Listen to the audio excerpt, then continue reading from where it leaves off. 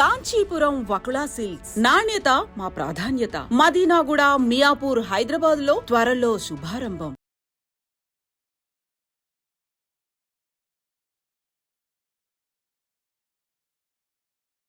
ఇప్పుడు భగవంతుణ్ణి పూజించటానికి కూడా మనం కొన్ని మార్గాలు ఉన్నాయంటారు. ఆయన గురించి వినటం కానీ, మాట్లాడడం కానీ, లేదు అంటే మనం ఇంకొకరికి ఆయన గురించి చెప్పడం కానీ, కూర్చొని ఆరాధించడం కానీ.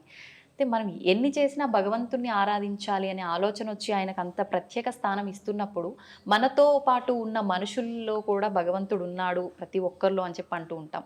మనుషుల విషయానికి వస్తే నానా హింసలు పెడుతుంటారు వాళ్ళని, మాటల వల్ల కానీ, చేష్టల వల్ల కానీ. ఇలాంటి పనులన్నీ చేసుకుంటూ భగవంతుని మనం ఏ రకంగా ఆరాధించినా కూడా అసలు భగవంతుడికి నచ్చుతుందంటారా? అది నచ్చదు. భగవంతుడు ఆరంభంలోనే చెప్పాడు మనకు, వ్యక్తి పూజయే వ్యవస్థకు మూలం.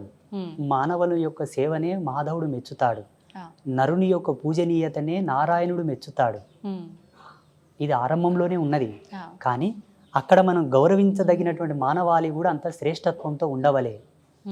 హింసవర్జితులు, సదాచార సంపన్నులు, శీలవంతులు, పాతివ్రత ధర్మాన్ని అవలంబింపజేసేటటువంటి మనుష్యందే దైవత్వాన్ని చూడబడుతుంది, ఆరాధించబడుతుంది, వారికి సేవలు చేయబడుతుంది. అంతేగాని రావణ బ్రహ్మ కూడా ఒక మనిషి అనుకుందాము, దేవుడు అనుకుందాం, అసుడు అనుకుందాం, రాముడు గౌరవించవచ్చు కదా.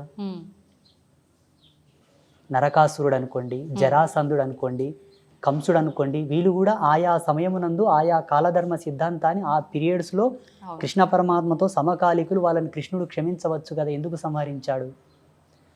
దానవ విఘాతం సృష్టించు ఎవడైనను ఖండనకు ఆమోదమే, వాని తొలగించవలే సమాజం నుంచి. సదాచార సంపన్నులై భగవత్ తత్పరతతో విరాజిల్లు ఎవరినైనాను మనం ఆదరించాలి, గౌరవించాలి, వాళ్ళకు దాన ధర్మాలు చేయాలి, వాళ్ళు సేవించాలి. ఉదాహరణకి ఒక కంప చెట్టు ఉంటుంది, కంపతారు, ఒక తులసి చెట్టు ఉంటుంది. దీన్ని పూజించము, దీన్ని పూజిస్తాము. కారణం, దీని సమూలం సర్వమానవాళికి ఉపయుక్తమైనది, లాభదాయకమైనది, ప్రకృతికి, మనకు, సర్వజీవరాశికి అంతయు కూడా అనేక ఔషధీ గుణాలతో కూడిన వృక్షం కాబట్టి ఇది యోగ్యం, మనకు అవసరమని దాన్ని పూజిస్తున్నాం. ఇదిను అవసరమే, ఇది అవసరం లేదని కాదు, కానీ అది మానవాళికి అవసరమైనది కాదు, వేరే జీవరాశులకు అవసరం, దాని ధర్మం దానిది, అది మనకు అనవసరం. అది ఇంటి ముందలుంటే దాని ముళ్ళు తొక్కి మనకు చెప్పుకోగలదు కాబట్టి దాన్ని తొలగివేయండి, తీసివేయండి, అంతే. ఇది సత్యం. మానవుని సేవ గొప్పది. అట్టి మానవుడు కూడా అంత పుణ్యాత్ముడై, అంత సత్యశీలుడై ఉండవలే. ఇది పాయింట్. అయితే స్వామిజీ, శివుని విషయానికి వస్తే ఇప్పుడు ఎలాగో కార్తీక మాసం, శివకేశవులు ఇద్దరికి భేదమే లేదంటారు, ఇద్దరిని ఆరాధిస్తుంటారు, కానీ ఇంకా శివభక్తులు ఎక్కువగా ఉంటారు. అయితే శివలింగానికి ఆరాధన అనేది ప్రతి ఒక్కరూ చేయవచ్చా? ఆడవారు కూడా చేయొచ్చా? ఆడవారు శివలింగాన్ని తాకవచ్చా? లేదు అంటే ఇంట్లో మనం శివలింగాన్ని పెట్టి పూజ, అభిషేకాలు చేయొచ్చా? చాలా మందిలో సందేహాలు ఉన్నాయి, వాటి గురించి తెలియజేయండి. మహిళలకు, స్త్రీలకు ఏ విధమైన భేదం లేదు, ఇద్దరు సమానమే. భేదం ఎక్కడుందంటే, ఈయన జన్మను ఇవ్వగలడు, ఆమె దాన్ని స్వీకరించి ఒక జన్మను పునరుత్థానం చేసి ప్రసాదించగలదు. ఇవి రెండే విరోధ భావంతో కూడుకున్నటువంటి క్రియలు జీవ నిర్మాణ దశలో. మిగతావన్నీ సమానం. స్త్రీలకు, పురుషులకు ఏ ఆంక్షలు లేవు. అందరూ శివలింగ ఆరాధన చేయవచ్చును, అందరూ శివదీక్షను పూనవచ్చును. ఆడవారు కూడా నిర్భయంగా, సర్వస్వతంత్రంగా, ప్రామాణికతను అనుసరించి. కానీ స్త్రీలకు బహిష్టు ధర్మం ఉంటుంది కదా, 5 రోజులు. ఆ 5 రోజులు మాత్రమే, ఒక్క శివలింగం కాదు, ఏ దేవతను కూడా స్పృశించవద్దు, పూజించవద్దు, దూరంగా ఉండు. దీంట్లో వైజ్ఞానికమైన దృక్పథం ఉంది. మళ్ళా శాస్త్రీయత పక్కన పెడదాం, ఆధ్యాత్మికత పక్కన పెడదాం.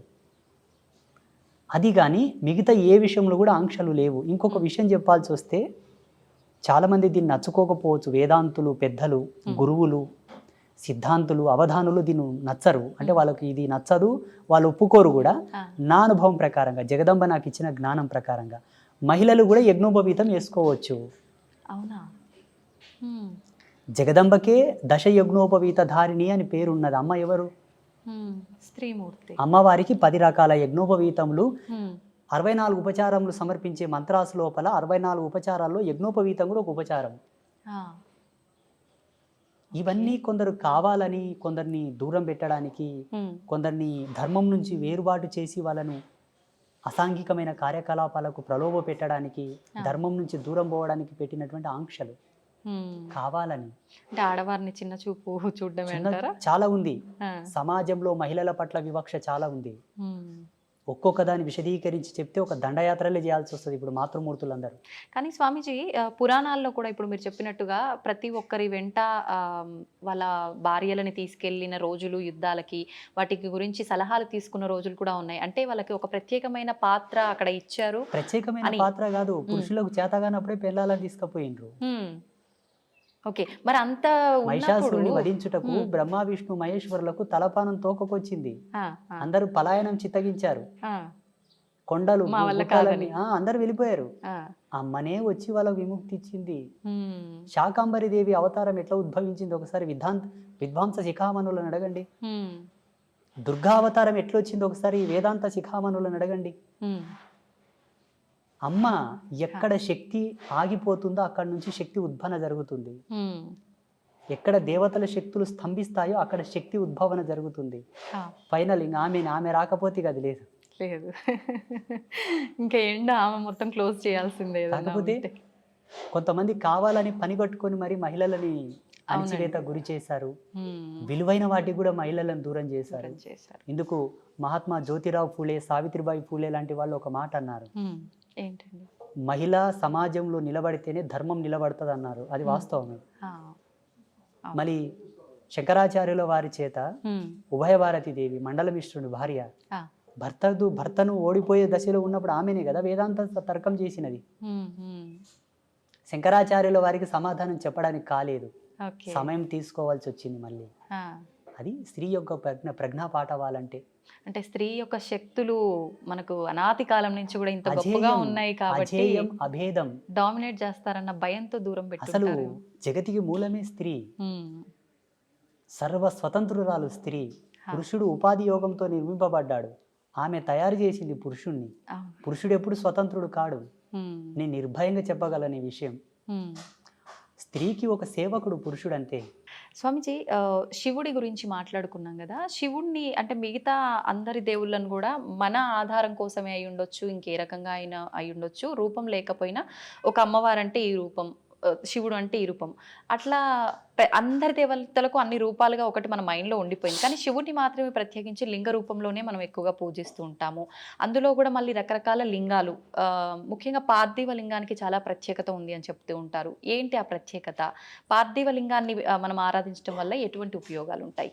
ఇవన్నీ వైజ్ఞానికమైన మూలాలతో, ఇవన్నీ సైంటిఫిక్ ఇన్స్ట్రుమెంట్స్తో కూడి ఉన్నటువంటి సెట్టింగ్స్. ఇవాళ ఈ ప్యాటర్న్ అంతా కూడా అవన్నీ కూడా ఒక్కొక్క రకమైనటువంటి సందర్భానికి, ఒక్కొక్క రకమైనటువంటి ధర్మానికి, స్థితికి, అవస్థకు సంబంధించినటువంటి పూజనీయతలు.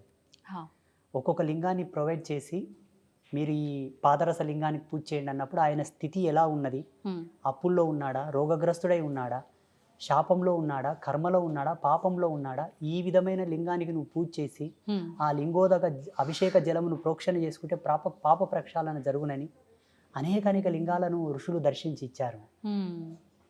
లింగం ఒక కన్ను, ముక్కు, చెవి, చేతులు, అవయవాలు లేకుండా నిరాకార స్థితిలో ఎందుకు ఉంటుందంటే అమ్మ, ఈ బ్రహ్మాండం అంతా కూడా అదే స్థితి కాబట్టి,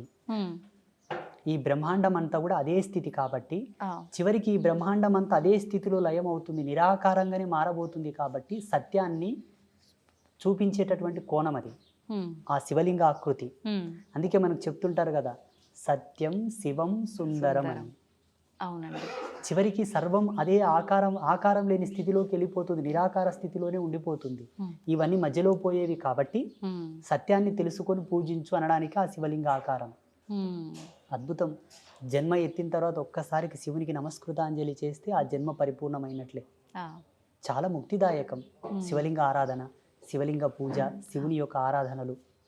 విశేషించి కార్తీక మాసంలో ప్రతి మహిళ సంధ్యా సమయమునందు, ప్రదోష కాలమునందు శివలింగము ముందు చక్కటి దీపాన్ని గనక వెలిగించి నమస్కారం చేసుకుంటే ఆమె ఇల్లు, ఆమె సంసారం పండుతుంది, చల్లగా ఉంటారు. చాలా విశేషమైన ఫలితాలు ఉంటాయి.